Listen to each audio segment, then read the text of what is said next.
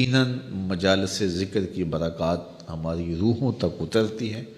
اور من کے میل دھوتی ہیں۔ حضور نے ارشاد فرمایا لکل شیء ثقالہ وثقالۃ القلوب ذکر اللہ، ہر شے کا زنگ کسی نہ کسی شے سے اترتا ہے، دل بھی زنگ آلود ہو جاتے ہیں۔ تو جب دل زنگ آلود ہو جائیں تو یہ اللہ تعالیٰ کے ذکر سے اترتے ہیں۔ ایک روایت میں آتا ہے دلوں کے زنگ تلاوت کلام مجید سے اترتے ہیں، اور وہ بھی اللہ تعالیٰ کا ذکر ہے، اور اس کا ذکر مختلف طریقوں سے کیا جائے اور اس کا نام مختلف انداز سے لیا جائے، یہ ساری وہ چیزیں ہیں جو دل کی میل کچیل، دل کی غلاظتیں، دل کی گندگیاں اتار دیتی ہیں اور دل مصفہ اور شفاف ہو جاتا ہے۔ حضرات صوفیہ تو کہتے ہیں جب کوئی بندہ ایک مرتبہ کہتا ہے اللہ، تو اللہ تعالیٰ اس کی طرف 70 مرتبہ نظر رحمت سے دیکھتا ہے، اور جب اللہ تعالیٰ کسی بندے کی طرف نظر رحمت سے دیکھتا ہے اس کے 70 گناہ جل کے راکھ ہو جاتے ہیں۔ تو اس لیے جب کوئی بار بار اللہ اللہ پکار رہا ہوتا ہے تو اللہ تعالیٰ کی رحمتوں کے سائے میں آ جاتا ہے، اور جب ذکر کر رہے ہوں تو اس وقت مکمل یکسوئی کے ساتھ اس کی طرف متوجہ ہونا چاہیے، جس کو پکار رہے ہیں اس کی طرف یکسوئی کے ساتھ توجہ ہو، اور وہی ذکر حقیقی ذکر ہے۔ حضرت شیخ فرید الدین عطار علیہ رحمہ فرماتے ہیں ہر عضو بدن کا الگ ذکر ہے، زبان کا الگ ذکر ہے، آنکھوں کا الگ ذکر ہے، کانوں کا الگ ذکر ہے، ہاتھوں کا، پاؤں کا، دیگر اعضائے بدنیاں کا الگ الگ ذکر ہے۔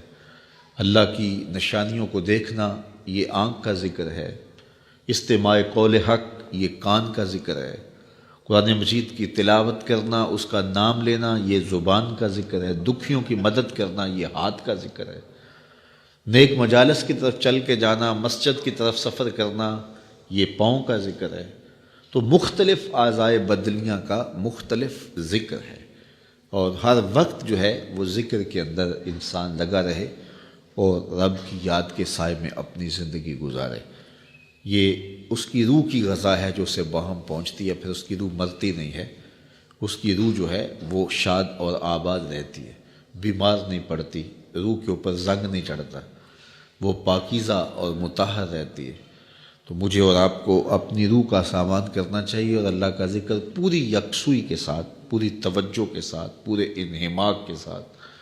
ہمارے صوفیاء نقشبندیہ تو کہتے ہیں جب سالک کہے اللہ، تو جب یہ بندہ پکار رہا ہوتا ہے رب کو، تو رب بندے کی پکار کو سن رہا ہوتا ہے۔ یہاں ایک سوال بھی کیا جاتا ہے، کچھ لوگ ذکر مجرد پر یہ بات کرتے ہیں کہ جب آپ کہتے ہیں اللہ